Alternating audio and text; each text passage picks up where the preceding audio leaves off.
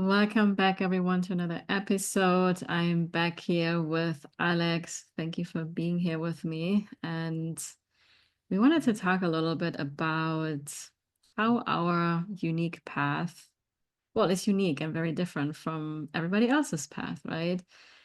So, human design has brought this awareness, I think, to both of us, right? First, that, hey, we're different, because for me in the beginning, when I started my own business, I was always looking for the answers outside. And what is that marketing strategy that's going to unlock everything? Or how is it that I have to do a certain thing? And then you have always experts, right? They tell you, like, this is how you have to do it. I have the proven way. And then you have another person that says the opposite. And they're also saying that's the way. And I know from myself that it can really take away from my inner knowing. So, I would love to hear from you. Like, what has been your experience, following a lot of expert guidance and advice in the online space in terms of how more connected you became to your own inner guidance and your unique path? It's yeah, it's a really important question, I think, for every entrepreneur to explore for themselves, right? Like it's very important to have the skills, to know business skills, to be comfortable selling and marketing, to know how to put an offer together in a powerful way, like all the things um, to have people skills. Some people have natural people skills, and business is all about people, right? So some people are born more with like the strategy and vision, but they're not as comfortable interacting with people. So that might be one of the business skills they have to learn, right? So there's one piece of, yes, we can learn from other experts. It's kind of like this metaphor that I once heard from somebody, an older lady who was starting to learn the piano at an older age. And she said, so first we have to learn how to play Chopin and Bach. Like we replicate what they do, we play their pieces, we become really good at music theory, all this kind of stuff. And that basis gives us then the basis we have in order to improvise and create our own music.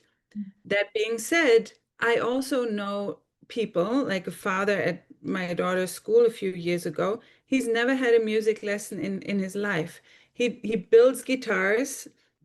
He's taught himself everything he knows. He takes a guitar into his hand. He just tunes it with his ear, not even to the normal tuning, but to just something that sounds fun to him in the moment. And then he moves his fingers.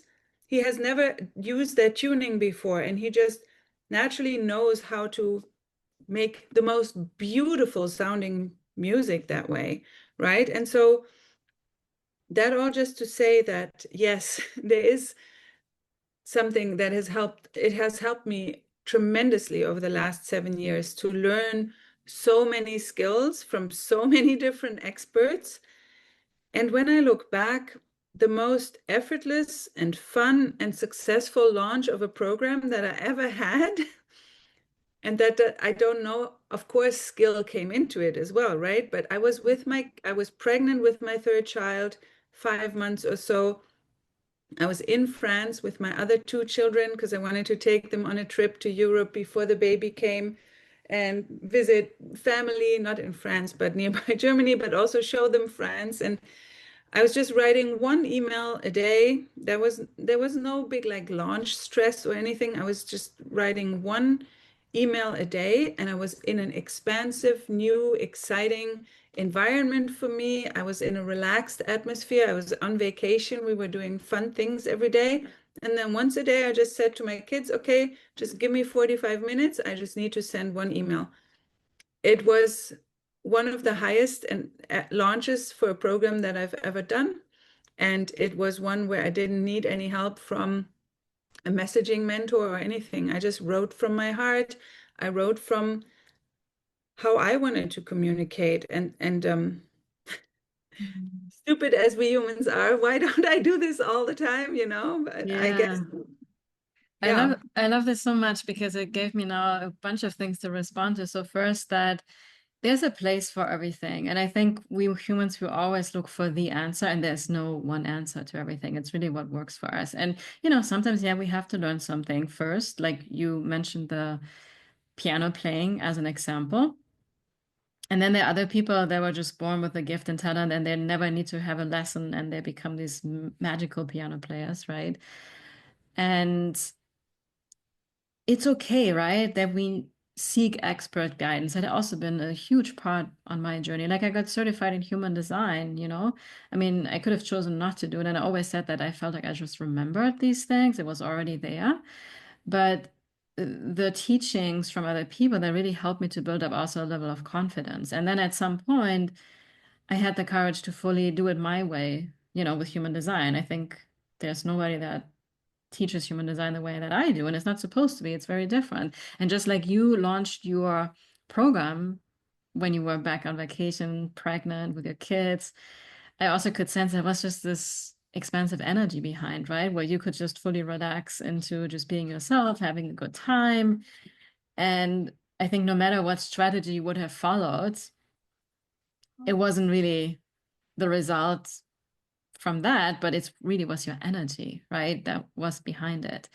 And also your energetic, probably detachment, right? You were focusing more on having joy and pleasure with the family. And, the whole big point that we want to make here for everybody that's listening or watching is that trusting yourself and doing things your way, I know takes so much courage in a very noisy world, right? Where everybody has a different opinion on how to do things. And yeah, some advice is very helpful and can move us forward on our path and build up our confidence. But there's nothing more priceless than your inner knowing. That's your connection to God, source, universe, to your highest self that gives you this very unique insights that are relevant to your soul's path, right? Like everybody's path is different. And I think that's where the whole dilemma is already there, right? We're trying to follow other people, but we don't have the same path. Like, why are we even doing that? We compare ourselves and then we feel like, what's wrong with me? And why is this not working for me like it is working for another person? And I think it's just about using all of this expertise we have out there in a very light way, more as inspiration. So we can kind of pick up the things that really resonate with us, how this feels true, and I'm going to give it my own flavor. But eventually, you're really fully just going in to your most authentic self, where you don't even need to follow any kind of strategies and formulas and ways how to convince people how to buy something or whatever it is, right, that you're going to put out into the world. And I have seen this over and over again, also for myself. Also, if you ask me about one of my successful launches, was when I allowed myself to do it my way. Mm. And I made decisions that just felt right to me rather than seeking expert advice from a marketing guru or something like that, you know? And again, not to discount that in any way or form, because it's like this end, right? There's a place for other people's guidance and advice and expertise, but then take it lightly, give it your own flavor. And you may also combine a lot of different insights from different people, throw it into your magic pots, make your own soup, right? It's like when I was growing up, we were always watching Asterix and Obelix. It's like a little comic. My dad is really big on it. And there was this one magician that Miraculix, I think was his name. He made this drink that gave Asterix this strength and power so he could lift these huge stones. That's And a little guy. yeah, he's a little guy, exactly. And he was so strong like an elephant, and he could just throw a big fat stone like a bubble. And that's the same thing when you have this courage to make your own unique magical soup. You Mm. stand out because it's like nobody else's. And in today's world, with AI especially, oh my God, there's so much cookie cutter. Everything sounds the same, and people think you have to create so much content. But if you take a step back and just create one very authentic piece, where you really put your heart and your soul and your being into it, where you're having fun, you play, it's your creativity, you're totally letting go of, oh, is this going to go viral or is this going to get the most likes because that's what people say. Just have fun, and see what that does for you. And little add onto that, you want to be energetically detached because when we're energetically still on an energy of like, oh, I hope this is going to go viral or it's going to get a lot of likes, then we're already not in an energy of trusting and just being playful with who we are and just fully expressing our authenticity. Yeah. And since you were talking about AI right now, I think it's also really interesting to note, especially if you're a coach or an online creator or a guide or a consultant or whatever it is, it's really easy to think that AI can replace you, right? But the thing, when you were just talking, I just had this visual, and this is the magic of working with other humans, right? AI can't do that. AI can give you so many ideas, right? AI can expand your horizons, or AI can help you make your marketing more tangible. But what AI isn't so good at and is helping you have your own realizations because it kind of throws things at you because it's okay. I'm not conspiracy theorizing here, but maybe it's just another thing that keeps you from having your own creativity come through, right? And something about embodiment comes from your own realizations. And what I've always noticed about myself is when I listen to people and I sample a lot of people's energy, like by listening to podcasts or YouTube videos, whatever it is, when I'm listening to someone who is soul aligned for me and is supposed to help me on my path, I quickly realize that I'm having a lot of original thoughts, like Mm. spurned on but what by what they're saying, but it like for example, you could say something and then I have like this whole concept opens up for me with my own twist on it or a whole new understanding. And I've had that with many other people that I listen to or have listened to. And then there's these people, when I listen to them, I get like a nervous system anxiety response. And I'm like, no, no, turn this off. And they Mm. might be saying the same thing, but Mm-hmm. energetically, I'm not meant to learn from them because their energy isn't with where I'm meant to be going. And not even Mm-hmm. about good or bad. I don't know. I don't know these people, right? But it's just like my body is telling me, my nervous system is like, no, this person is stressing you out. Let's not look at their embodiment, right? And Mm-hmm. I'm very sensitive, so I'm not sure everyone has this same connection with their like conscious mind, but I know that everybody feels something when somebody talks to them, and they might not always be aware of what it is, right? Mm-hmm. But there's just something why we need other humans to learn from as opposed to AI is because they teach us what the embodiment feels like. And AI just can't do that. So as we're talking about former mentors, like one of the mentors that we've both worked with, right? And she's such a wonderful human being and she's got very strong energy. And I know you've said a lot of times when I work with her, then my marketing sounds like her. But also, I don't want to become like her. But when I did work with her, yes, I sampled how she did say things. But having had her in my life and coaching me and believing in me and Yeah. showing me like how the embodiment feels has left an energetic impression in me that I can call back upon.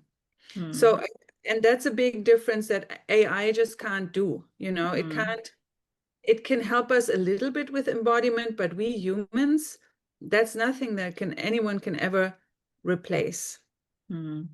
No, I love it because I think any person we choose to work with, if it's as a mentor, as a coach, or a business colleague in any way or form, there's always a purpose behind, right? Sometimes it's actually to help us realize that we are imitating the other person and we're not fully trusting ourselves, right? Or it's something for us to realize this works for me or this doesn't work for me. That's how I not want to run my business, right? Everything is always a learning experience. And I think the biggest takeaway that I also have from listening to you right now is that you get to decide, right? If a mentor, a guide, a coach is actually serving you or not serving you. And from my experience, how I have always experienced it for myself is that when working with somebody actually disconnects me more from trusting myself, in terms of like, I have to just follow this way. And there's a very dogmatic way of their convictions. It has not served me necessarily, right?